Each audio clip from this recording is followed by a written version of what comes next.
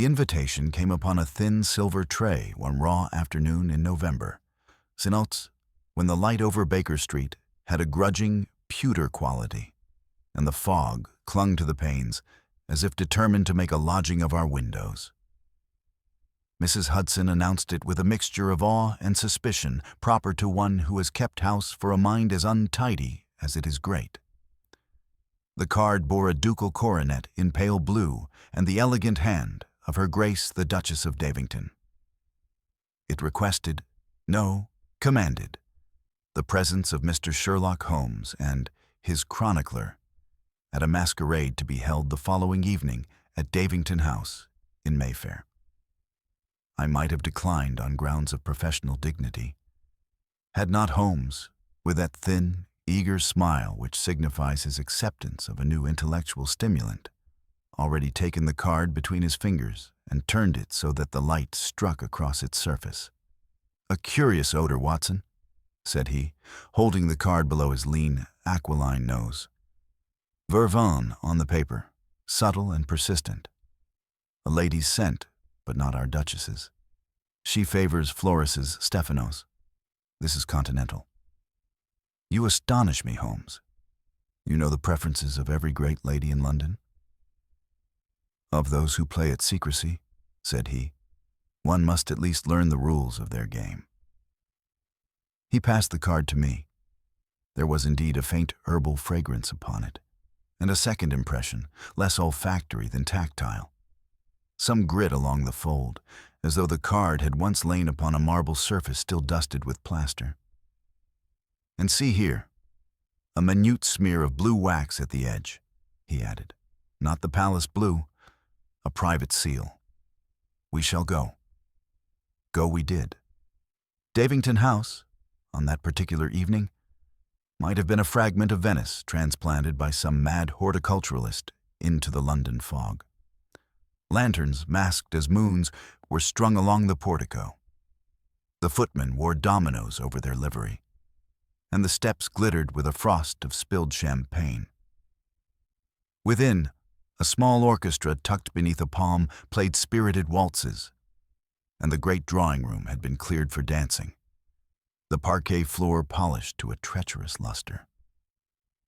I saw dominoes in every hue, a Spanish queen with a fan like a gull's wing, a Roman senator whose toga betrayed Savile Row in its drape, and half a dozen harlequins whose acrobatics imperiled the chandeliers. The Duchess herself, tall, severe, the prettiness of her youth hardened into a handsomeness of command, received us behind a black velvet half-mask whose feathers added a dangerous height to her person. "Mr. Holmes," she said, and the feathers inclined. "Dr. Watson, you will forgive the liberty of my invitation. The town speaks of you as if you were a magician, and I confess I have need of a little magic." Holmes bowed. "I prefer the humbler term, observation. But observation may serve, if your grace will permit me to practice it without hindrance." "Without the slightest," she returned. "Only, I beg you will not take alarm if the evening's entertainments become a trifle spirited. London is dull, and I am determined to enliven it." There was the faintest stress on the last verb, and again that elusive fragrance, vervain, hovered about us, not from the Duchess, whose perfume was indeed of another, warmer character. Before I could remark on it, we were borne along by the tide into the ballroom. Holmes, whose disfavor of society is proverbial, accepted a glass of claret cup with the resignation of a philosopher, and stationed himself near a marble pillar, his eyes half-lidded in that feline way of his, which misleads the unwary into thinking him somnolent. In reality, I could feel the quiver of the bowstring behind the pose. At 11, the Duchess's master of ceremonies, a square man with careful whiskers and the harassed gravity of all such functionaries, clapped his hands for attention. "My lords, ladies, and others," he cried to a ripple of laughter. Her Grace commands the quadrille of the zodiac. Partners will arrange themselves according to the signs upon their cards. At midnight, we unmask. Cards were produced from gloves and waistcoats. I saw a dozen playful scrambles as a Gemini sought his twin, and a Taurus trampled a satin shoe in his enthusiasm. Holmes drew from his pocket a plain white rectangle, blank as virgin snow. "Curious," he murmured. "It appears I am born under the sign of discretion." "Your humor grows," said I. "Only in proportion to my curiosity." He indicated, almost imperceptibly, the landing of the grand staircase that overlooked the floor. "Observe the conservatory doors there. Propped, yet not quite open. A current draws the gaslight. And the staircase balustrade. Feel how slightly tacky the rail is? Freshly polished, or recently handled by a gloved hand smeared with something less innocent. Resin, perhaps. I had, to my shame, noticed neither current nor tackiness. The musicians struck up, and the zodiac began to whirl. The Duchess, as Leo took the floor with a gentleman in the austere black domino of Saturn. Their passage set the pattern for the rest, swift, elaborate, a kind of choreographed masquerade within the masquerade. Laughter rang, fans fluttered, a peacock feather from some extravagant headdress drifted to the parquet and lay there, an iridescent comma. It was at the stroke of midnight that the house's gaiety faltered. The clock in the hall, an ormolu monster that had once belonged, it was said, to a French queen, sang its 12 notes. On the 12th, the gaslights wavered, no more than a pulse, and recovered. In that same breath, a figure in a dark domino, marked at the breast with a small embroidered Capricorn, reached the top of the staircase, swayed, and came down upon one knee as if in homage to the company below. The posture would have been theatrical, had not his head bowed further and further, until the mask struck the step with a sharp, wooden sound. A woman screamed. The orchestra broke off mid-bar. The harlequins froze as if turned to porcelain. Holmes had moved before I knew I had seen him move. 2 bounds took him to the fallen man. I was at his side an instant later, my medical instincts awakened and, alas, at once made futile. The gentleman, for his hands declared him a gentleman, the nails manicured, the knuckles pale with a life of pens rather than plows, was quite dead. There was no blood. The mask, a black half-face with sea-green ribbons, had slipped to reveal a mouth faintly stained at the corners as if with some powder. Holmes placed a finger lightly at the jaw and then, delicately, beneath the left ear. "Watson," he said very low, "your opinion." I examined as best one could under the ugly gaze of 100 eyes. There was a minute puncture, not larger than a pinhead, high upon the neck, almost concealed by the line where the mask would lie. No swelling, no lividity yet. The skin about it was strangely dry, as if dust had been blown there. I raised the right hand. On the index finger, close against the nail, clung a bright, infinitesimal fleck of blue wax. In the glove, finely stitched kid, left hand tighter than the right, was tucked a playing card. The Queen of Spades. A prank, I thought. But the card was pierced, cleanly once, through the red heart printed at the center of the lady's breast, though the Queen of Spades has no such heart. It was an ugly conceit. "Poison?" I whispered. "Possibly," said Holmes, "but not the vulgar kind." He lifted the fallen mask with his fingertips, so carefully that it seemed to levitate. The sea-green ribbon had been cut, not torn. The end showed the crushed, fibrous look of a dull blade. Inside the mask, where it would press upon the wearer's cheek, there was the faintest smear, a pale chalk, not rouge, with a granular feel between the fingers. He sniffed the air. Do you note an herb, Watson? Not rosemary. Something sharper. Vervain. And smoke. Not of tobacco, of resin. By now the master of ceremonies had found his authority and lost it again. Send for the police, someone cried. For heaven's sake, do not let anyone leave, cried another. The Duchess stood 2 steps below us, her hand at her throat, her composure intact, but her eyes hard as flint. Mr. Holmes, she said in a tone that was request and command together. This is monstrous. Holmes inclined his head without courtesy or apology. Your Grace will oblige me by having the conservatory closed at once, and the musicians dismissed. No one is to pass the staircase landing or the doors to the east corridor. Dr. Watson, if you please, the pupils. I obeyed. They were neither constricted nor dilated beyond the slight that shock or a toxin might produce. The man's pulse, of course, had fled. Do you know the gentleman? Holmes asked over his shoulder. Mr. Alistair Greville, said the Duchess after the smallest pause. My private secretary. Holmes's eyes flickered to the sea-green ribbon, to the card in the glove, to the faint dust upon the neck, and at last to the banister, where, now that he drew my attention, I saw a nearly invisible thread of peacock blue silk snagged upon a minute roughness in the carving.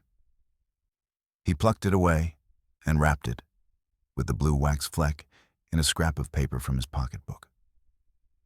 Monstrous, yes, Holmes repeated softly, but not inexplicable. He looked past us to the conservatory doors, which had ceased to stir.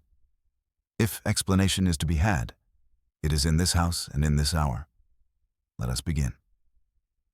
At Holmes's request, the servants formed a cordon along the corridor, and the revel subsided into a hush. The Duchess stood straight upon the stair, her gloved hand at her throat, looking down upon Greville's domino. Holmes, kneeling, examined the tiny puncture and touched the pale dust upon the neck. Chalk with resin, he murmured, and the faintest breath of an alkaloid. The mask was the instrument, the stimulus applied when all eyes turned to the clock. Should we not move? Ventured the master of ceremonies. Not an inch, Holmes returned. The living may be rearranged later. The dead must first instruct us. He rose and indicated the banister. Feel here, Watson. A tacky smear upon the rail, 6 feet from the tread. Greville's gloves are clean of it. Therefore another hand steadied itself where he fell. You think he was pushed? Guided. He lifted the sea-green ribbon, cut with a dull blade, fibers crushed and dusted with the same powder. Our assassin prepared the mask and ensured it would be worn. Your Grace, how were costumes allotted? Cards were sent with the invitations, replied the Duchess. Each bore a sign and color. The outfitter supplied according to my steward's list. Mr. Greville was Capricorn. And who handled the lists between you and the steward? My secretary, she said. Mr. Greville. Then one who wished to choose another's guise had only to place the proper card, said Holmes. The Queen of Spades in his glove is a private emblem displaced. He turned to a gentleman in academic hood. Mr. Pargeter? Her Grace's solicitor, said the man. No debts. Yet lately he received letters which he burned at once. He laughed and said some masquerades were not confined to ballrooms. Watson, the conservatory. The glass doors sighed. Within, damp air. On the tiles, faint commas where wet shoes had passed. A ribbon of smoke drifted to an open top light. On a wicker table lay a crushed candle end against a saucer, gritty with blue wax, a coil of twine, and a snag of peacock blue silk. Holmes stooped and lifted from the floor a sliver of brass. "A springtine from a clasp," he said. "Resin upon it. Our phantom smokes, primes a device, and retreats, while the draught carries the remainder hall-ward." We returned to find Lestrade elbowing through the footmen. "Holmes, what bright idea tonight!" "That we prefer ideas to indiscriminate arrests. Keep the guests to the ballroom and the landing clear. I require 3 things. A list of those in sea green or peacock hues, the name of any person who left the floor between the 11th and 12th chimes, and the Duchess's permission to examine Mr. Greville's desk." "You shall have the first and third," said the Duchess. "As to the second, Evangeline." A maid curtsied. "I stood by the musician's door, Your Grace. When the clock chimed, lady with the peacock fan went to the conservatory, saying she was faint. A harlequin followed, laughing." "Names," said Holmes. "The lady calls herself Madame Vera," whispered the girl. "She wears a herb, vervain. The harlequin is Mr. Leland Stoker, the playwright." "The vervain, Watson," Holmes murmured. "When I send, bring me Madame Vera and Mr. Stoker, Lestrade. Until then, let them dance." We were shown to the secretary's morning room. Order reigned for a moment. The blotter was new, the pens sharp, the files tabulated in a hand. Holmes opened the top drawer. Sticks of blue sealing wax, a receipted florist's bill for Stephanos, and a narrow velvet case. He snapped it open. A mask clasp lay within, its spring tine missing. "Prepared in advance," he said. A clasp with a poison pin to bite when the wearer bowed at unmasking. Chalk hides the puncture and carries the scent. Resin secures thread and rail. And the card in his glove? A signal to its owner, misplaced. Perhaps the emblem upon letters he received. He sifted the grate and drew from the ash a charred scrap where a coronet's curve and the letters Diave survived. He corresponded under the Duchess's coronet, either with or against her knowledge. "Mr. Holmes, I keep a house and a name," said the Duchess. Envy, flattery, and threat arrived by the same post. If Mr. Greville replied under my seal, he did so by my command. "Or by another's pretending to it," said Holmes. He examined the window latch. A smear of resin dulled the brass, and a filament of peacock silk hung from the catch. "One more thread, and the skein will yield." "Do you suspect Madame Vera?" I asked as we returned toward the stair. "I suspect vervain," he replied. "Whether Madame Vera carries it by innocence or design remains to be proved.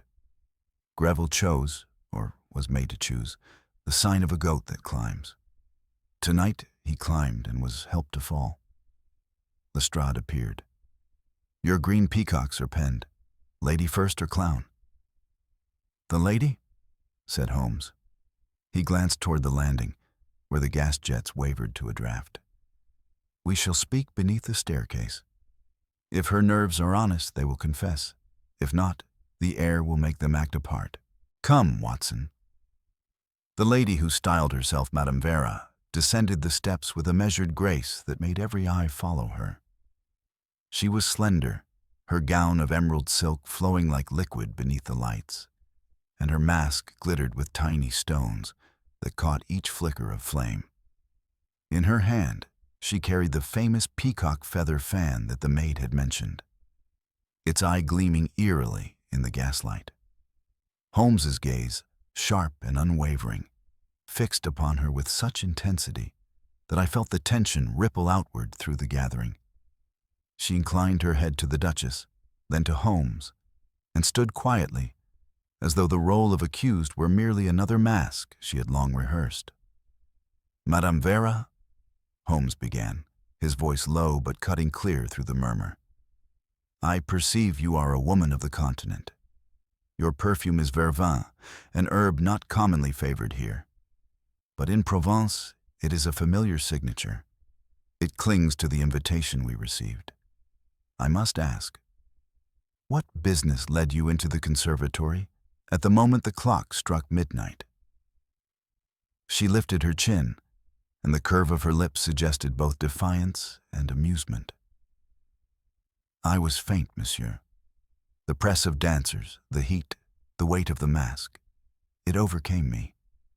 I went to breathe.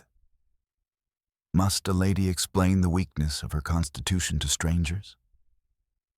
Holmes stepped nearer, the set of his shoulders betraying that he smelt danger where others saw only charm.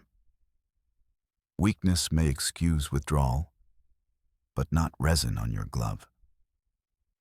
He plucked her right hand with sudden swiftness and held it to the light. Upon the satin of her glove's palm was a dull gleam that might well have been wax or polish. She snatched her hand back, but the mark had been seen by all.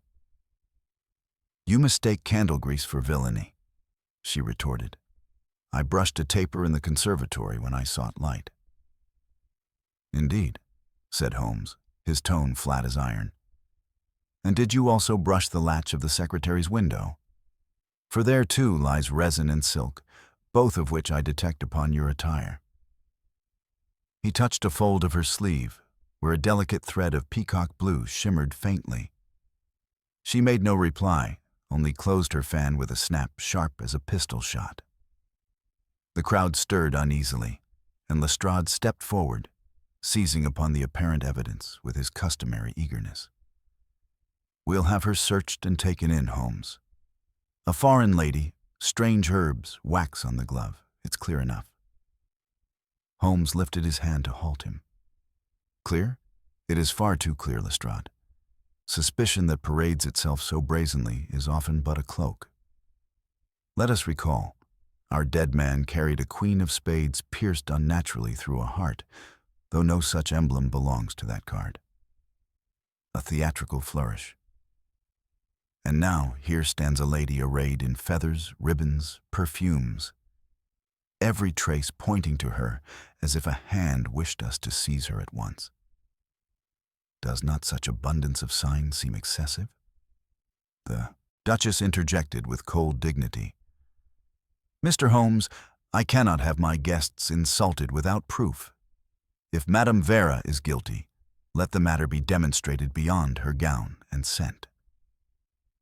Holmes inclined his head. "Quite so, Your Grace. Proof lies not in trappings, but in the mechanics of death."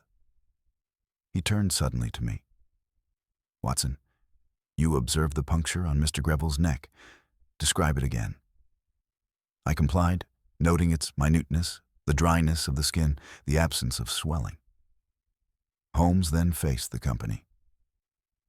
"Such a mark is not delivered by clumsy hands in a ballroom. It requires an artful device. I have seen its like in India, a spring-loaded clasp, disguised within some ornament, that delivers a droplet of poison so swift the victim scarcely gasps. We found just such a clasp in Greville's drawer, its spring broken, its tine absent. The question is, who had both opportunity and knowledge to substitute it?" "Not I," said Madame Vera with sudden heat. "I came here to enjoy London society, not to murder a clerk." "Yet you knew him," said Holmes softly. The sudden silence that fell at his words proved more dramatic than any shout. Her fan slipped an inch in her grip. "I knew him?" she repeated. Holmes's eyes glittered. "The letters he burned, witnessed by his solicitor. They bore the Duchess's coronet. But a coronet may be forged, its scent substituted. Vervain, perhaps. You see, I do not accuse you, madame. I only state that your signature clings to more than one scrap of paper." At that moment, Lestrade, impatient of words, dragged forward the harlequin, Stoker. His motley bells jangled discordantly, and he scowled. Enough chatter. This fellow was in the conservatory too. What were you doing there? "Following her," said Stoker gruffly, jerking his head at Madame Vera. "She intrigues me. Is that a crime? I write plays, Inspector. I follow dramas where they lead." Holmes studied him with a detached air. And did you notice her strike a match, prepare a thread, handle a clasp? No, said Stoker. She leaned on the table. That is all. A table with wax, resin, and silk upon it, said Holmes. Gentlemen, I suggest we restrain judgment until the matter of those letters is clearer. For whoever contrived this death took pains to frame another. A clasp hidden, a card misplaced, a perfume substituted. These are threads of design, not accident. The Duchess's voice, calm but edged, cut through the whispers. Then what do you advise, Mr. Holmes? That we seek the true owner of the Queen of Spades, he replied. Until then, let none leave this house. For the murderer is among us still, watching, waiting to see if his mask holds. And it will not, Watson. It cannot. The tension that gripped the ballroom deepened, for the masquerade had become real. The silence that followed Holmes's pronouncement was taut as a drawn wire. Every guest stood as if the least movement might expose them. Masks that once conveyed frivolity now seemed sinister veils. Madame Vera held her fan motionless before her lips, her eyes fixed on Holmes with a mixture of defiance and fear. Stoker shifted uneasily in his motley, his bells chiming faintly, betraying a nervousness he tried to disguise beneath a scowl. The Duchess, composed but pale, looked down upon Holmes as though he held her entire household in the balance. Holmes broke the silence first. The Queen of Spades, Watson, a symbol placed upon the victim, pierced unnaturally through the heart. That card belongs to someone in this house, someone whose hand has already reached farther than we see. It is not Greville's emblem. It was planted. We must discover who claims it. Lestrade, eager for action, barked, "Then we'll ask them straight away. Line them up, Holmes, and see who admits to owning the thing." Holmes gave him a look that would have stopped a charging bull. "And do you suppose our culprit, so careful in every other detail, will simply confess?" "No, Lestrade. They will dissemble, deny, and perhaps contrive another misdirection. We require proof, not declarations." He turned to the Duchess. "Your Grace, I beg that we be given access to your library or morning room, where we may question certain guests more privately. The presence of so many eyes prevents frankness. Fear or vanity will hold their tongues." She hesitated, then inclined her head. "Very well. The blue salon shall serve. But I must insist, Mr. Holmes, that this inquiry be conducted with discretion. My reputation is a fragile thing." "Truth is the only reputation that endures," Holmes replied. And without another word, he signaled me to follow. Lestrade herded Stoker and Madame Vera before us, while a footman was dispatched to bring forward others Holmes requested. Those who had been costumed in peacock hues, and those closest to Greville in his duties. The salon was richly appointed with French tapestries, a marble hearth, and shelves of volumes bound in crimson calf. Holmes took the central chair as though it were a throne of judgment, his long fingers steepled beneath his chin. The first to be brought in was Madame Vera. She sank onto the offered seat with feline poise, though her eyes darted quickly to each corner of the room, measuring her stage. Holmes regarded her silently until the stillness itself became unbearable. And then he spoke. "You corresponded with Greville." "I deny it." "Then why does your perfume cling to the invitation sent to me and to the ashes of letters burned in his grate? Why does the very handwriting upon those fragments match the curving strokes of your fan, where you wrote your initials in gilt? A fan is a careless witness, madam. It records pressure and form as surely as any pen." She gave a quick, nervous laugh. "You weave fantasies, monsieur. Do you think me foolish enough to place my mark so openly?" "I think You clever enough to attempt it, Holmes said, and reckless enough to believe no one would notice. But whether you wrote those letters in earnest or in pretense remains to be proved. She sprang to her feet. Then you admit nothing binds me to this murder. On the contrary, Holmes said coldly, it binds you to the scheme that led to it. Whether you were player or pawn, we shall discover. Sit down. She obeyed, trembling now in spite of herself. Holmes dismissed her with a gesture, and Stoker was thrust forward. The playwright scowled, but Holmes's voice cut across his protestations. You followed Madame Vera into the conservatory. Why? I told you. Curiosity. She fascinates me. Holmes's eyes narrowed. And did you hope to profit by that fascination? Your plays, Mr. Stoker, have lately found little audience. A scandal, properly exploited, might restore your fame. To witness the Duchess's secretary fall dead, and to pen a drama of intrigue around it.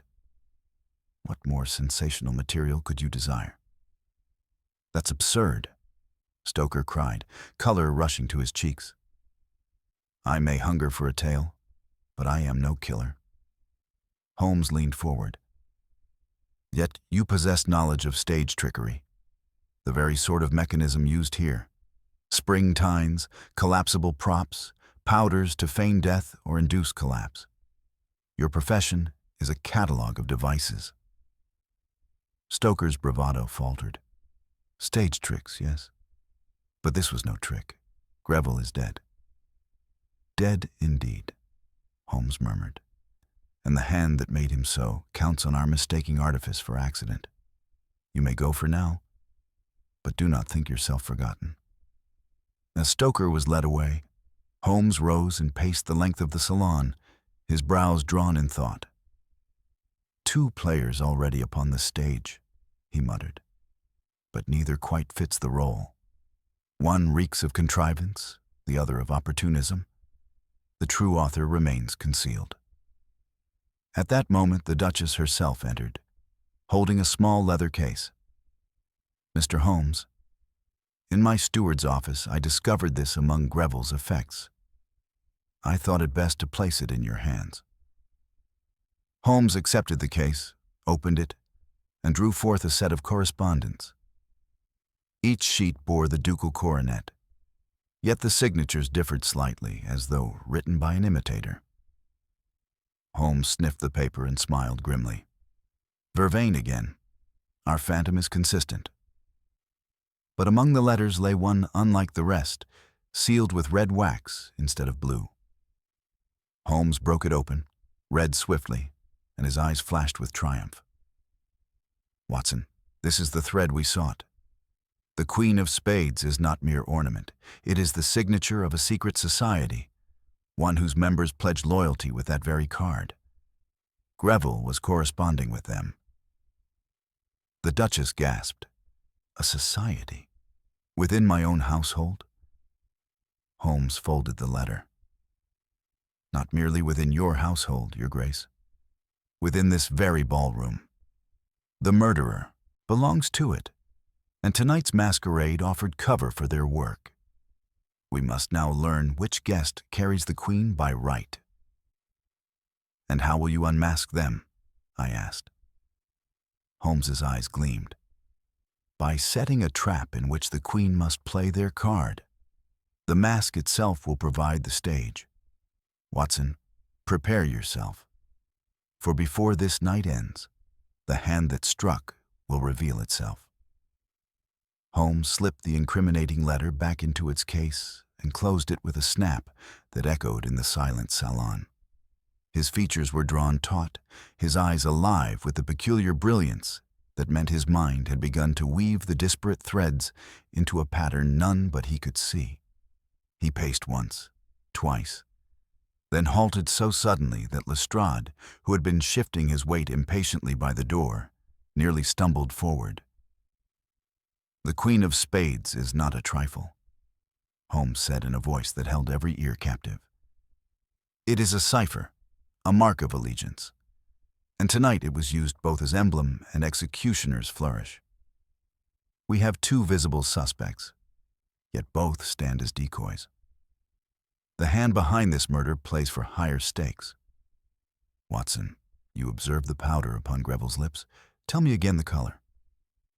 I recalled with clarity the faint discoloration. A dusky pallor, not crimson, not black. More a grayish residue, almost imperceptible. Holmes's mouth curved in satisfaction. Precisely. Gray alkaloid dust, the residue of atropine prepared in resin.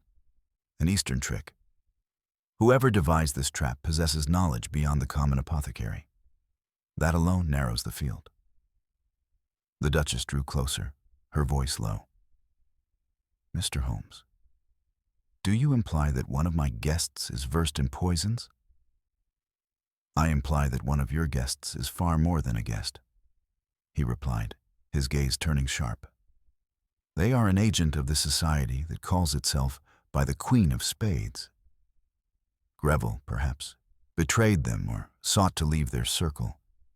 His death is warning and punishment in one. The masquerade was no mere entertainment, Your Grace. It was cover for ritual. A stir passed through the room at these words, though only Lestrade voiced it aloud. Then let's haul the whole pack of them down to the yard, Holmes, and shake the truth out of them. Holmes's thin hand cut the air. And by so doing, let slip the real culprit amidst the confusion? No, Lestrade. Precision, not bludgeoning, is our tool. We must draw the serpent into the open. It will strike again, of that I am certain. But it must believe its ruse intact until the moment its fangs are fixed upon my hand rather than another's throat. His sudden change in tone, from cold logic to grim resolve, made even Lestrade fall silent. The Duchess, however, regarded Holmes with unease. Another attempt under my roof? Better one attempt that fails under my watch than many that succeed once we disperse. You must allow me latitude, Your Grace. Keep your guests where they are, the music resumed, if only faintly. Let the semblance of festivity continue, while Watson, Lestrade, and I prepare the stage for our adversary's next act. Without waiting for her assent, Holmes strode back into the corridor, and I, long schooled to follow where he led, went after him. The hush of the house had deepened. Through the archways, the company could be glimpsed, still masked, their gaiety extinguished, yet their costumes grotesquely bright in the gaslight. The orchestra had been silenced, and only the clink of glass or the faint rustle of silk broke the oppressive quiet. Holmes beckoned me aside. Watson, recall the table in the conservatory where wax, resin, and silk lay scattered. It was a workshop left in haste. Our enemy thought to conceal their tools in plain sight, yet overlooked one thing, the fragment of brass I recovered. That spring tine belonged not to Greville's drawer, but to a second device. Mark me. The killer still carries the twin mechanism. They will use it again, for a society such as this does not leave a demonstration unfinished. And you mean to offer yourself as bait? I asked, a chill settling over me. His thin smile was all the answer I needed. He pressed a slip of paper into my hand. If I fall insensible, you will administer an emetic of sulfate from your bag and keep me warm. It will not be pleasant, but it may save me. Lestrade must have constables ready at every door. No guest is to depart until the Queen of Spades shows their hand. At that moment, a commotion rose from the ballroom. A shrill cry rang out, followed by a crash of glass. Holmes sprang forward, and I at his heels. We entered to see the guests crowding back from the staircase landing, where a figure in a mask of gold lay sprawled, clutching at their throat. Holmes knelt instantly, but after a rapid examination shook his head. Not death, stunned only. The clasp attempted to bite, but the spring failed, Watson, see? The skin is unbroken. The assassin grows impatient. The Duchess pushed through, her voice shaking despite her control. That is Lord Elmsworth, a cousin of mine. He was not Greville's friend. Which proves nothing, Holmes muttered. He turned suddenly, his voice ringing clear across the assembly. Ladies and gentlemen, the mask shall continue. Replace your masks, return to the floor. Music, maestro. The musicians, pale but obedient, struck up a hesitant waltz. The dancers, compelled by the Duchess's nod, resumed their places, though their laughter rang hollow. Into that uneasy whirl, Holmes stepped, taking a mask from a startled guest and tying it across his own face. His tall, spare figure cut through the dancers with the ease of a predator moving through lesser creatures. I stood tense at the edge. Lestrade beside me, both of us scanning the company for the faintest irregularity. Holmes glided among them, now bowing to a masked lady, now pausing near a cluster of gentlemen. Then, with the suddenness of lightning, he stiffened, his hand darting up to seize the wrist of a dancer who had brushed past him. A cry rang out, and in Holmes's grasp glimmered a tiny mechanism no larger than a brooch, its spring tine gleaming wickedly in the light. The dancer struggled, the mask slipping askew to reveal eyes hard as steel. The fanfare of revelation swept the room. Holmes's voice, cold and exultant, carried above the music. Ladies and gentlemen, the Queen of Spades is dealt. The ballroom erupted in a chaos of voices, the music faltering into discord as the orchestra broke off mid-bar. Guests pressed back in a ripple of silks and satins, masks flashing with sudden fear. Holmes stood firm amidst the tumult, his hand locked like a steel trap around the wrist of the figure he had seized. The would-be dancer twisted desperately, but Holmes's long fingers prized open the clenched fist to reveal the murderous device. A brooch of gilt and enamel, its underside rigged with a minute spring tine tipped with a glistening residue of chalky powder.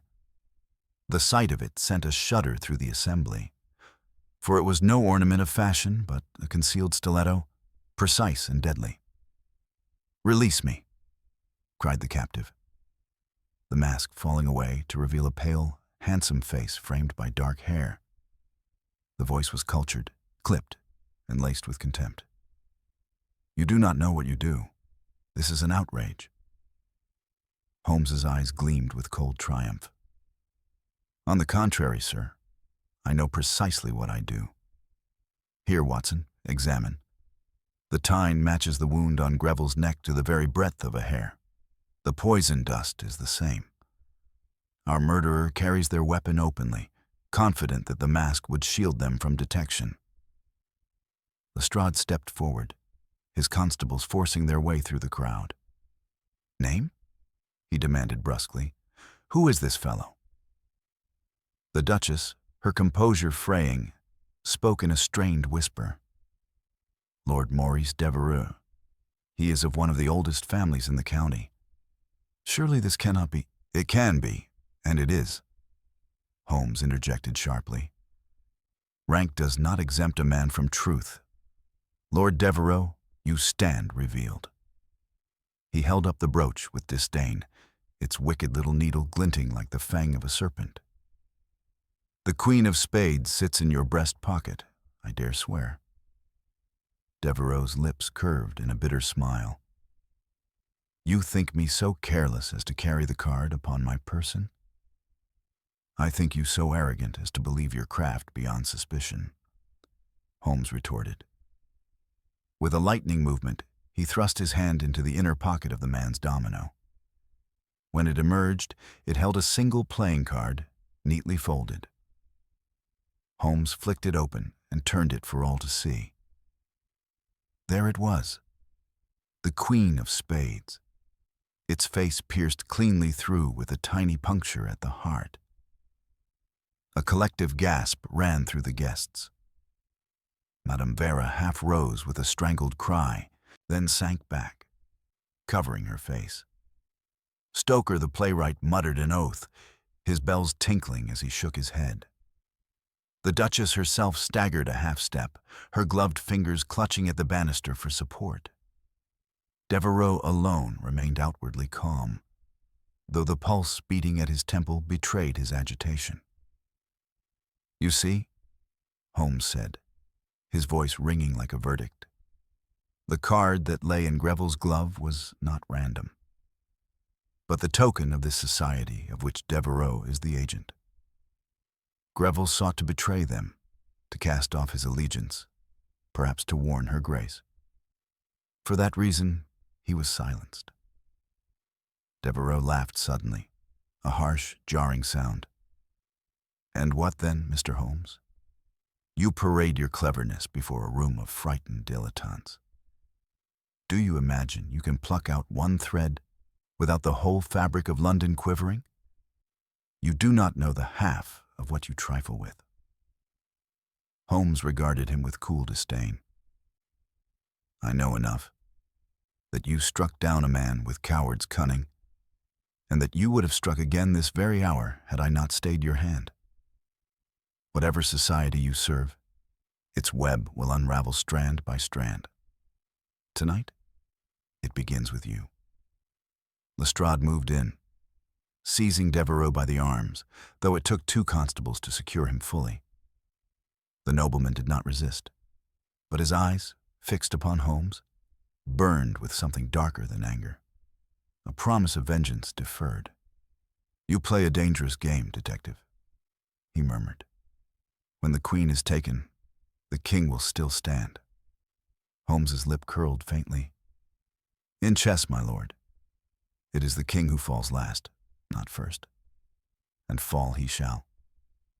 With Devereux secured, the crowd began to stir again, voices rising in fearful speculation. The Duchess, recovering her composure, lifted her chin and addressed them. "You have witnessed enough for one evening. This gathering is at an end. Mr. Holmes, Dr. Watson, Inspector Lestrade, you will oblige me by conducting your inquiries further without parading them before my entire household. My reputation, as you may understand, is already imperiled." Holmes bowed slightly, his face unreadable. "As your grace commands. But the investigation cannot be concluded here. There are letters to be traced, accomplices to be unmasked, and the broader design of the society to be laid bare. Tonight, we have snared but one player. The game itself continues." Devereux was led away under guard, the brooch and cards sealed in Lestrade's keeping. The guests, pale and subdued, filed out beneath the watchful eyes of constables. The great masquerade, once a scene of frivolity, had collapsed into a pageant of whispers and dread. The Duchess withdrew, leaving Holmes, Lestrade, and myself alone in the dimming light of the ballroom. The peacock feather, fallen from Madame Vera's fan, lay upon the floor like an emblem of vanity crushed underfoot. Holmes bent and picked it up, studying it with that faraway look I knew too well. "Strange, Watson," he said at last, "that one should weave so elaborate a plot for the sake of a single secretary. There is more beneath this mask than murder. This Queen of Spades is but one card of the deck, and until I see the whole hand, I cannot declare the game won." His words sent a chill through me, for I sensed that the masquerade at Devington House was but the opening move of a conspiracy whose reach might extend far beyond those walls. Holmes tucked the feather into his pocketbook, his eyes alight with the anticipation of a battle not yet finished. "Come, Watson. Tonight we have seized a clue, but tomorrow we shall seize the design. The masquerade is ended. The true game begins." The long, handsome ride back to Baker Street that night was conducted in near silence, for Holmes sat folded into himself, his sharp profile stark against the blurred gaslights beyond the window. He held the peacock feather between forefinger and thumb, twirling it idly as though its shifting hues might unlock some cipher invisible to my eyes. I ventured at last. "You have secured Lord Devereux, Holmes, with the Queen of Spades in his pocket and the device in his hand. Surely the case is closed." He turned to me with a look of mingled amusement and impatience. "Closed, Watson? When have you known a web to end with its first strand plucked? Devereux is but a knight on the board, flamboyant and expendable. The mind that contrived this drama is elsewhere, and its purpose lies deeper than the silencing of a secretary. What interests me is not the stroke itself, but why Greville was struck." I frowned. "You believe he was no mere servant of the Duchess, then?" Holmes tapped the feather against his knee. "No servant writes under a ducal coronet and seals letters in wax of a hue reserved for private communications. No servant corresponds with a secret cabal under cover of a masquerade. Greville was either confidant or conspirator. His death removes a witness who knew too much, or a traitor who knew enough to endanger his masters." We reached Baker Street, and once within the familiar sitting room, Holmes cast off his domino and threw himself into his chair. He lit the lamp, then the fire, and finally his pipe. Each act performed with mechanical precision, while his mind ranged leagues ahead. I sat opposite, weary in limb but restless in thought, watching the smoke curl about him. At length he rose abruptly and crossed to the desk, drawing out the leather case of correspondence we had secured from Greville's quarters. "Observe, Watson," he said, spreading the letters across the table. "The coronet, the hand, the vervain scent, all consistent, too consistent. Yet here is one sealed in red wax instead of blue. Why the deviation?" "To mark it apart," I suggested. "Precisely. And see the phrasing. The Queen will sit, the King will not stir. The ace is to be played by midnight. That, Watson, is a code. Each title corresponds to a role within this society. The Queen, Devereux, as we have seen. The King, another yet concealed. And the ace, the ace was Greville. He was to act at midnight, perhaps to betray, perhaps to reveal. But the Queen struck first, silencing him. That explains the theatrical flourish of the card in his glove, pierced through the heart." I leaned forward, fascinated. "Then there remains the King, Holmes. Who is he?" Holmes's eyes glittered. "That, my dear Watson, is the very question. And until I know, the danger persists. For if the Queen of Spades is unmasked, the King still holds court." The following morning brought no respite. Lestrade called, his face pinched with fatigue. "We've locked Devereux in the cells, Holmes. He's tight-lipped as a clam. But there's something damned odd." At dawn, a messenger arrived at the yard with papers. Orders for his release, signed by someone very high. Too high for me to name. The commissioner himself has been pressed. Holmes's expression sharpened to a blade. "Ah, then the King shows his hand, though still from behind the curtain. Someone of influence, with reach into the yard itself. Did the commissioner comply?" Lestrade shook his head stubbornly. "Not yet. He said he'd give me 1 day more, and not a second longer." Holmes seized his coat. "Then we must use that day. Watson, your boots, quickly. If the King moves to save his Queen, we must discover why. Greville's lodgings will speak more plainly than his ashes." Within the hour, we stood in a modest set of chambers off the Strand, where Greville had resided apart from his duties at Davington House. The landlady, a nervous creature, wrung her hands as she admitted us. "So sudden, sir, so sudden," she said, glancing about as if conspirators lurked in the wallpaper. He kept himself quiet, but had gentlemen callers late at night. Foreign gentlemen, sir, with accents I could not place. Holmes examined the sitting room with swift, darting glances. The writing desk bore the marks of recent disturbance. He slid open a drawer and found beneath false bottom a sheaf of papers written in cipher. He held them up triumphantly. See, Watson, the ace's true hand. These are not the idle notes of a secretary. These are records, names, dates, sums. An account book of treachery. Greville was the society's treasurer. I bent closer. The columns of figures were neat, the script unmistakably his. He kept their accounts, and perhaps threatened exposure. Just so, Holmes murmured. He was the ace to be played, the man whose knowledge could topple the king. That is why he was silenced, and why Devereux was risked so boldly. But this cipher, though elementary, requires a key. Let me see. He held a page to the lamp and smiled thinly. Of course. The Queen of Spades provides the substitution. With patience, Watson, we shall read the names of every conspirator in London. As he spoke, a faint rustle came at the door. Holmes's hand flew to his revolver, but too late. The crack of a shot split the air. The lamp shattered, plunging us into gloom. I dragged Holmes aside as a second bullet thudded into the plaster where he had stood. We hurled ourselves against the door and wrenched it open, only to glimpse a shadow racing down the stair.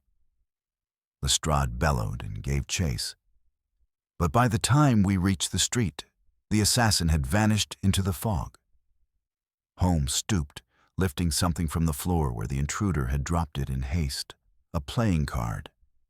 He held it up to the lamplight outside. It was the King of Spades.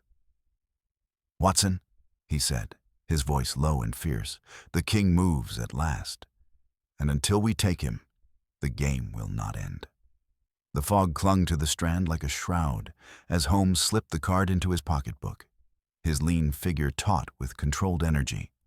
Lestrade returned from the alley, breathless and cursing under his mustache. Gone like smoke, Holmes. Vanished before I'd taken 20 strides. He knew the turns too well. Holmes's expression did not waver. A man who carries the King of Spades does not vanish, Lestrade. He retreats to his court. But he leaves behind more than he imagines. He tapped the place in his coat where the ciphered papers rested. We have his accounts. He will have ours in blood if we do not move swiftly. The landlady, trembling on the stair, wrung her hands.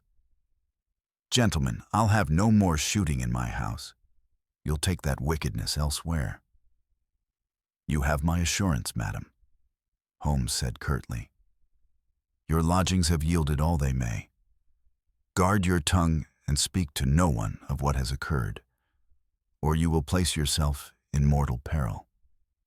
We bundled the ciphered papers into Lestrade's satchel and returned to Baker Street with haste, the cold air sharpening every sense. Once within our rooms, Holmes spread the sheets upon the table, his long fingers dancing across the columns of symbols. The fire glowed low, and only the scratch of his pen broke the silence as he jotted substitutions. At length he sat back, a gleam in his eyes. Watson, attend. Here are names, obscured but now emerging. A banker, a barrister, a colonel retired, and, observe here, M.D., followed by the address of Harley Street, a physician among them. Greville was their keeper of accounts, but he also annotated their roles. Queen is Devereux, Ace himself, and here, King, but the name breaks off mid-stroke, as though he feared a discovery. Only the initial remains. See? See? I repeated. That narrows it little. Yet enough to place us on guard, Holmes replied. Think, Watson. Who among the Duchess's circle, or in Parliament's shadow, bears such an initial and the power to reach even into Scotland Yard?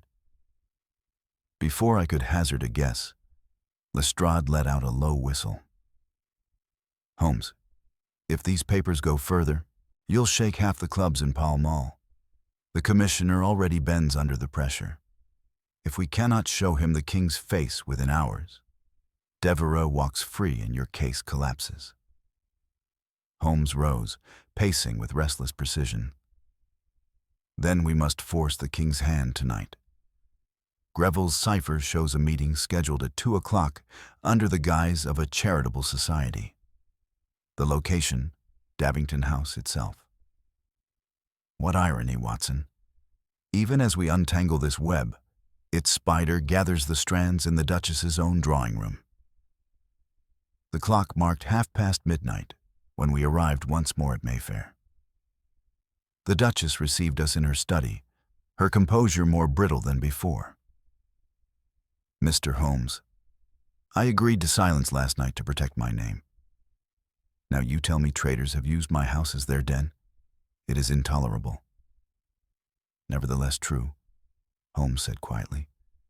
You must allow us to conceal ourselves and watch. Trust me, Your Grace. The reputation of your house will shine the brighter once these shadows are swept away. Reluctantly, she consented. With Lestrade and 2 constables, we concealed ourselves behind the heavy draperies of the blue salon, the same chamber where Holmes had confronted Madame Vera and Stoker. The fire burned low, the clock ticked ponderously, and the silence stretched until every sound became magnified. The creak of a board, the distant rumble of a carriage. At 2 precisely, the door opened. A man entered, masked in plain black, followed by another, then 2 more. They spoke little, only exchanging brief salutations. One laid papers upon the table, another drew out a ledger, and soon the faint scratch of quills filled the room. Holmes's eyes glimmered through the slit in the curtain as he watched. Then the door opened once more, and a taller figure entered. His mask was unlike the rest, a crown picked out in gilt upon the brow. The others rose in silence, inclining their heads. The king? Holmes breathed so softly, I scarce caught it. The figure took the chair at the head of the table. His voice, measured and authoritative, carried clearly. Devereux has failed.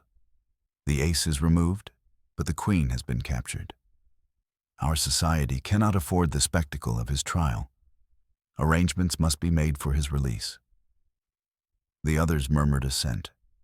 One slid forward a purse heavy with coin. The king accepted it with the ease of long practice. Then he continued, Our accounts must be secured elsewhere. Greville's records are at risk. Until we recover them, each man here must provide assurance of loyalty. Holmes's hand brushed mine. Steady, Watson. The moment approaches. One by one, the men produced tokens. Rings, seals, slips of parchment. At last, the king himself drew from his breast pocket a playing card. Even in the dim firelight, its design was visible. The King of Spades. He placed it upon the table with finality. Holmes's whisper was like a blade drawn from its sheath. There is our quarry. Lestrade tensed, but Holmes caught his sleeve. Not yet. We must know his face. The men bent once more to their papers. Holmes's eyes never left the figure at the head.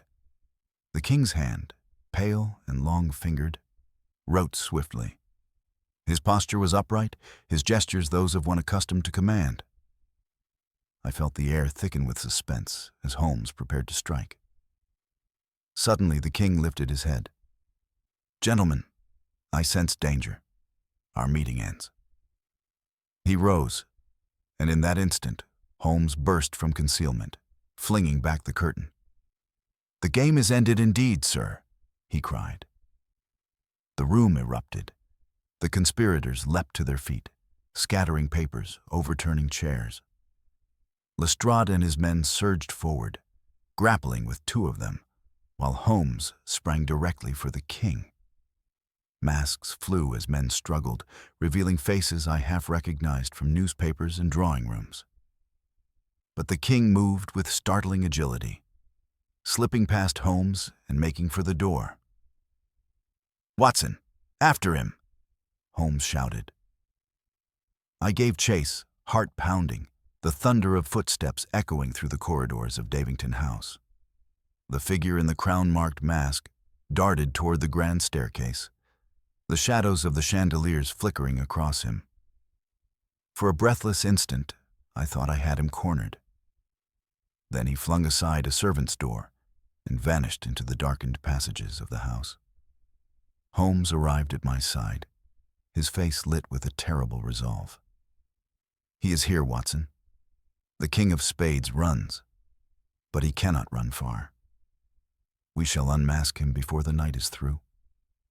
The corridors of Davington House seemed endless, their polished oak panels and shadowed alcoves twisting into a labyrinth designed to aid escape. Holmes moved like a hound on the scent, his long stride devouring the passage while I labored to keep pace.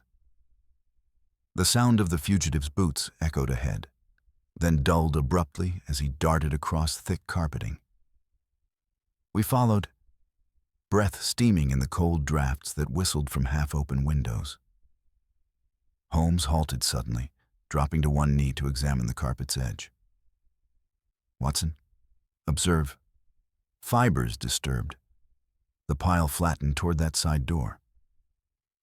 He flung it open without hesitation, revealing a narrow servant's stair that spiraled downward into darkness. The faint scrape of metal on stone reached us, and Holmes's face sharpened. "He is armed. Keep low."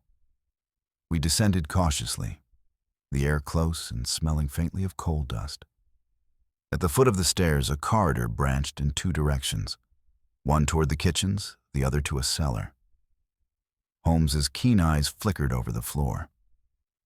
Footprints, thin-soled boots, recent. He chose the cellar.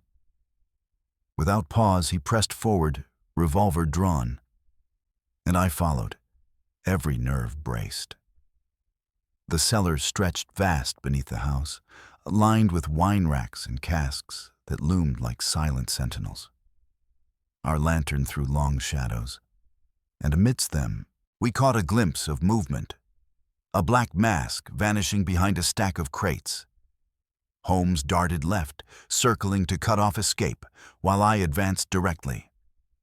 A sudden crash rang out, bottles shattering, and the fugitive sprang from concealment with startling swiftness. For an instant he and Holmes grappled, their forms locked in a desperate struggle, until with a violent wrench the man broke free and fled toward a second stair at the far end. Holmes straightened, breathless but unshaken. He fights with skill. He is no dilettante conspirator, but a man trained for danger. He strode after him, his voice carrying with fierce energy. "The mask will not shield you, sir. Your society is undone." We pursued again, this time up into the western wing. Here the house grew silent, the revelry of earlier hours long vanished. The fugitive burst into a deserted gallery, its windows moonlit, its walls lined with ancestral portraits staring down with grim detachment. He paused only to overturn a pedestal, sending a marble bust crashing to the floor as obstruction. Holmes vaulted the debris with astonishing agility, while I stumbled round it. At the gallery's far end, the masked man turned suddenly, revolver gleaming in his hand. The report cracked through the chamber, the bullet shattering glass inches from Holmes's shoulder. I raised my own weapon but held fire, for Holmes had thrown himself sideways, the shot grazing harmlessly. With a bound he closed the distance, striking the revolver from the man's grasp. It skidded across the floor and fell into shadow. The two faced one another, breath ragged, the gilt crown still gleaming upon the mask. Holmes's voice was low, edged with triumph. "Enough flight. You stand revealed not by name but by deed. The King of Spades does not run forever." The man's reply came muffled but defiant. You overreach, Holmes. You may unmask me, but you cannot undo the net I command. For every card you seize, 2 more are dealt. Holmes stepped closer, his hand lifting as if to snatch away the mask. But in that instant, from a hidden recess in the gallery wall, a panel sprang open. Another figure appeared, a cloaked form that hurled a handful of dust into Holmes's face. He reeled, coughing, eyes watering. I fired instinctively, but the intruder had already vanished back into the recess, slamming the panel shut with a thud of hidden bolts. In the confusion, the king seized his chance, wrenching free once more and diving through a side door. I caught Holmes by the arm. "Are you harmed?" "Merely blinded for the moment," he rasped, tears streaming as he blinked furiously. "I tasted the dust. It is but pepper mixed with chalk, meant to disorient, not kill." "Clever, Watson, clever. He is shielded by allies, even within these walls. The society is not a phantom, but a legion." By the time his vision cleared, we had lost the trail. The gallery lay silent but for the crunch of shattered glass beneath our boots. Lestrade arrived with constables, disheveled and furious from skirmishes below. 2 of them taken, Holmes, but the rest slipped off in the melee. "Did you get the king?" Holmes shook his head grimly. "Almost. But almost avails nothing. He remains masked, and by design. Yet we have gained much. We know his skill, his authority, his allies, and we hold his ciphered accounts. With these, we may yet strip him of secrecy." Lestrade muttered darkly. "The commissioner won't keep Devereux in the cells if pressure mounts. You'd best move quick." Holmes gathered himself, brushing dust from his sleeve. His features, though pale, glowed with the fierce energy that came upon him when danger sharpened his mind. "Quick, yes, but not rash. The king plays boldly, yet he betrays himself with every move. Tonight he revealed his crown before his followers and before me. He is flesh and blood, Watson, not an untouchable phantom. That is his weakness, and I shall strike there." As dawn broke pale across the city, we left Davington House behind, its silence now heavy with disgrace. Holmes, still turning the feather between his fingers, murmured more to himself than to me. The masquerade has ended, but the performance continues. The queen is taken, the ace is dead, and the king flees. What remains is to discover the hand that deals the cards. He fell silent, lost in thought, while I sat beside him, my heart heavy with the knowledge that the enemy we faced was vast, hidden, and merciless. Yet in Holmes's calm resolve, there was a spark of certainty that even kings, once unmasked, may fall. The morning that followed was heavy with London's yellow fog, the kind that seemed to choke even the daylight from the windows of Baker Street. Holmes had not slept. I could tell from the restless pacing that had gone on above my own room for hours. When I entered our sitting room, I found him bent over the ciphered papers, his violin lying untouched in its case, the peacock feather resting on the mantel as if it were some sacred relic. His pipe smoke curled through the air in dense wreaths, and his eyes gleamed with that peculiar intensity which signaled that the whole of his mind was fastened upon a single, stubborn riddle. "Watson," he said without turning his head, "do you recall the king's voice, its tone?" "Measured, authoritative," I replied. "It struck me as educated, perhaps even political." Holmes nodded slightly. "Yes, a voice accustomed to command but not to concealment. It is in such slips that men betray themselves. Greville's cipher hinted at a king with initial C. Combine that with influence enough to threaten the yard and with a voice accustomed to the forum, and the circle narrows considerably." Before I could respond, a knock rattled the door. Lestrade entered, pale with strain, clutching his hat. "Holmes, the commissioner has caved. Devereux is to be released at noon unless we provide evidence of this so-called king. They claim you chase shadows. Parliament whispers, the papers stir. If you cannot put a name and face to this king before midday, the Queen of Spades walks free." Holmes struck the table with sudden force. "Then we must lay our card upon the board first." He seized the cipher sheets, scanning with rapid eye. His finger halted at a passage scrawled hastily by Greville, half in code, half in plain English. "Delivery to C, House of Lords, Tuesday 11. Watson, the very key. The ace recorded an appointment with his king. That is this day, this hour. If we are swift, we may confront him upon his throne." Lestrade looked doubtful, yet the fire in Holmes's manner compelled him. Within half an hour, we were rattling across Westminster Bridge in a cab, the fog hanging over the river like a pall. The Gothic towers of Parliament loomed, ghostly yet resolute, as though watching the city's secrets flow beneath. Holmes was silent throughout, his eyes closed, his hands clasped, as though in prayer or deadly calculation. We entered the cloisters of the upper house under the pretext of official business. Holmes moved swiftly, every sense taut, until we reached a corridor hung with portraits of statesmen, where the air smelled faintly of vellum and ink. There, emerging from a side chamber, came a tall man in robes of scarlet trimmed with ermine, his features patrician, his bearing proud. In his hand, he carried a folded document, and as he spoke briefly to a clerk, I recognized the very timbre that had commanded the conspirators in Devington House. Holmes stepped forward with the precision of a duelist. "My Lord Carfax," he said crisply, "or shall I say, the King of Spades." The man halted, his gray eyes flashing. For an instant the mask of dignity slipped, replaced by a look of cold fury. "Mr. Holmes," he said, his voice dropping low, "you would do well to measure your words in these halls." Holmes produced the cipher sheets with a flourish.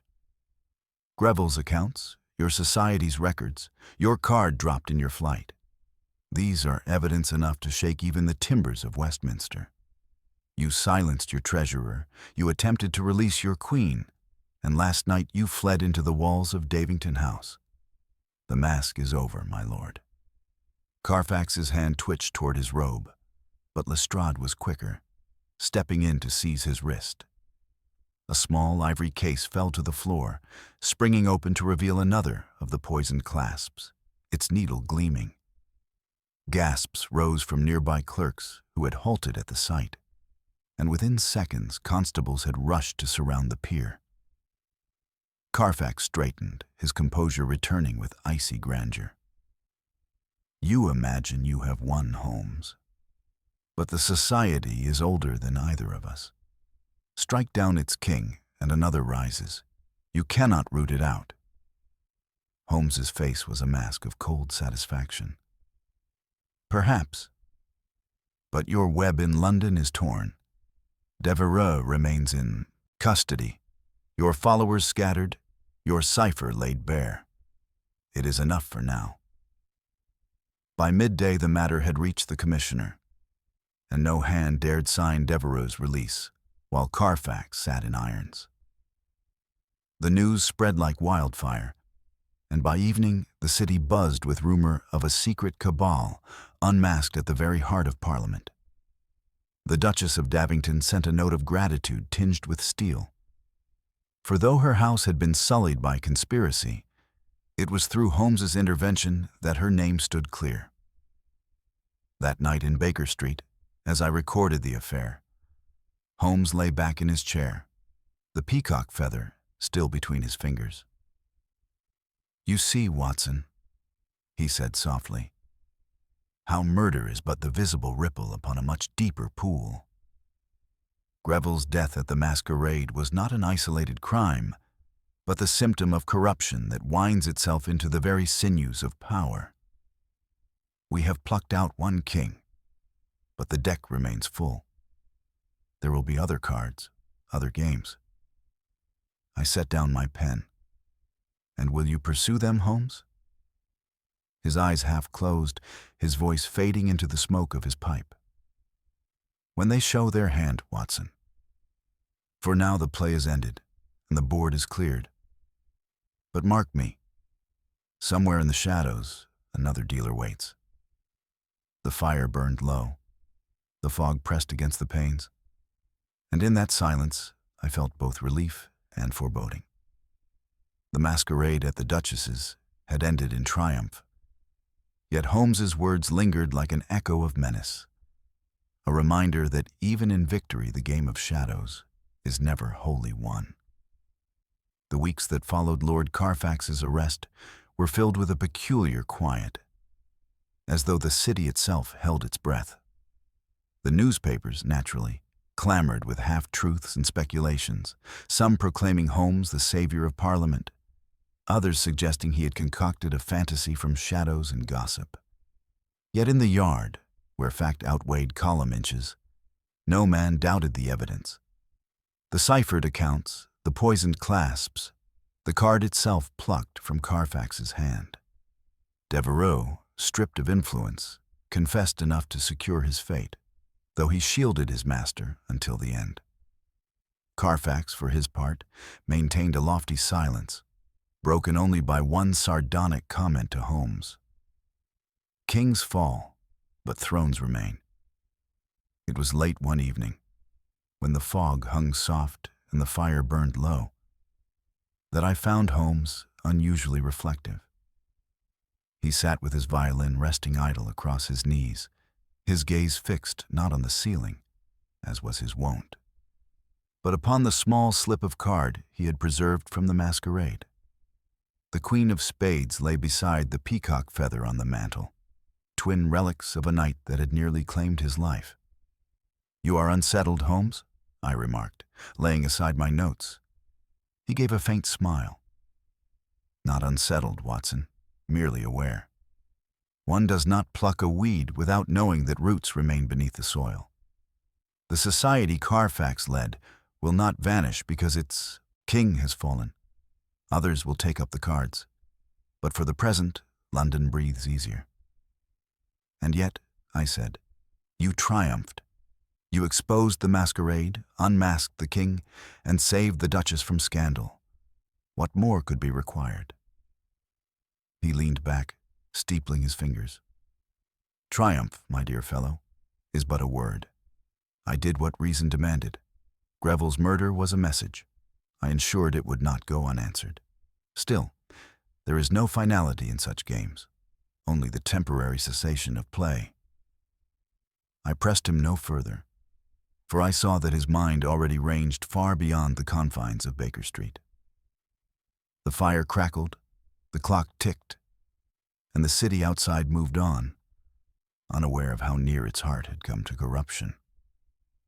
For myself, I could not help but feel that justice, if imperfect, had at least been served. Greville's death had been avenged, the Duchess's honor preserved, and the Queen and King of Spades removed from the board. As I closed my journal for the night, Holmes rose and placed the feather and the card into his drawer, shutting it with a decisive click.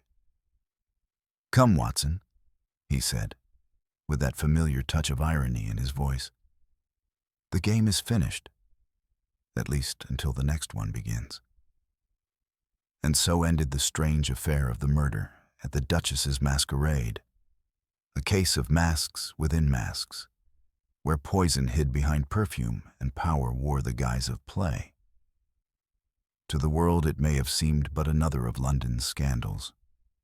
To me, it was yet further proof of my friend's brilliance, that in the darkest of conspiracies, when kings and queens of shadow moved unseen across the board, Sherlock Holmes alone could see the pattern and declare the checkmate.